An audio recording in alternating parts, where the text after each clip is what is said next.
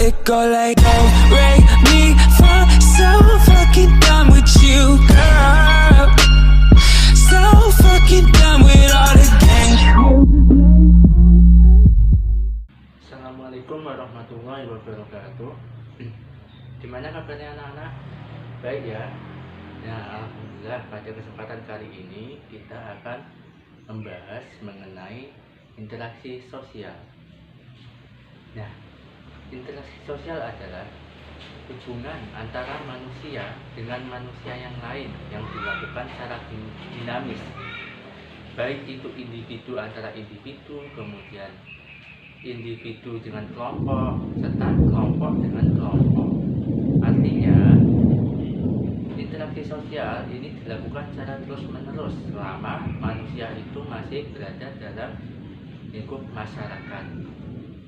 Contohnya, seperti seorang guru mengajar muridnya di kelas, itu merupakan interaksi.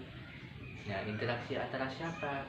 Antara individu dengan kelompok, karena guru menyampaikan suatu informasi, itu berupa materi yang akan disampaikan. Kemudian di sini ada ciri-ciri dari interaksi sosial. Yang pertama, ciri-cirinya yaitu minimal dilakukan oleh 2 orang. Nah, kenapa demikian? Karena kalau 1 orang itu bukan dinamakan sebuah interaksi. Contohnya, ketika kalian tidak mengangkat telepon dari teman kalian, nah itu dinamakan bukan sebagai interaksi. Nah, dilakukan minimal 2 orang, yaitu contohnya seperti kamu dengan teman kamu sedang ngobrol bersama, itu yang dinamakan interaksi sosial. Dilakukan dengan 2 orang.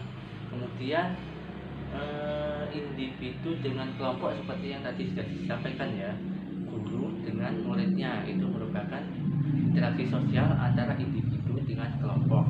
Kemudian contoh yang selanjutnya yaitu interaksi sosial dilakukan dengan kelompok. Contohnya seperti dalam pertandingan sepak bola, itu kan kelompok A dengan kelompok B sedang melakukan sebuah pertandingan, yaitu pertandingan sepak bola tadi. Itu yang dinamakan interaksi sosial dalam kelompok dengan kelompok. Dan ciri-ciri yang kedua yaitu simbol. Simbol ini, simbol yang paling utama adalah berupa simbol bahasa. Mengapa demikian? Karena bahasa merupakan suatu simbol yang sangat penting. Tanpa adanya bahasa, kita tidak mengerti apa yang dimaksud dengan, atau apa yang dibicarakan dengan seseorang yang kita lakukan interaksi tadi. Contohnya ketika kalian pergi ke daerah satu ke daerah yang lain dengan bahasa yang berbeda, tentunya kalian tidak akan mengerti apa yang dia katakan, karena tadi perbedaan simbol berupa bahasa. Kemudian yang ketiga adalah dimensi waktu. Dimensi waktu itu menunjukkan suatu waktu, baik itu yang dilakukan masa lalu atau kemarin, kemudian masa kini, dan masa yang akan datang. Kemudian ciri-ciri yang keempat adalah memiliki tujuan. Ya, tentu dalam melakukan sebuah interaksi sosial, kita pasti memiliki sebuah tujuan. Nah, seperti guru dengan murid, itu memiliki tujuan juga dalam melakukan sebuah interaksi. Tujuannya ialah seorang guru ingin menyampaikan sebuah informasi, baik itu berupa materi, kemudian pembelajaran, dan lain sebagainya kepada murid yang diajar. Terus kemudian kamu dengan teman kamu itu juga memiliki tujuan. Tujuannya untuk apa? Tujuannya untuk saling bertukar pikiran, kemudian menambah wawasan, kemudian menanyakan kabar, dan lain sebagainya. Dan yang selanjutnya ialah syarat-syarat dalam interaksi sosial. Di sini ada dua syarat. Yang pertama yaitu kontak sosial. Nah, kontak sosial ini ada 2, primer dengan sekunder. Primer yaitu tatap muka secara langsung, seperti guru mengajar di kelas, itu kan termasuk primer, yaitu dengan adanya tatap muka secara langsung. Kemudian yang sekunder ialah dengan adanya bantuan buah alat seperti kita melakukan telepon, seperti telepon itu juga menggunakan sebuah alat berupa media elektronik untuk menyampaikan, untuk kita melakukan sebuah interaksi sosial.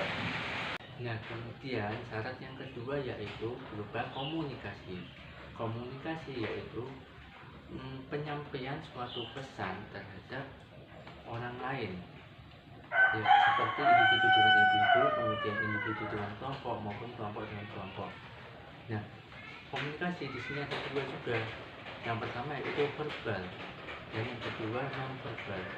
Verbal yaitu penyampaian pesan dengan menggunakan bahasa seperti berbicara, kemudian menulis. Nah, itu yang termasuk kategori sebagai verbal.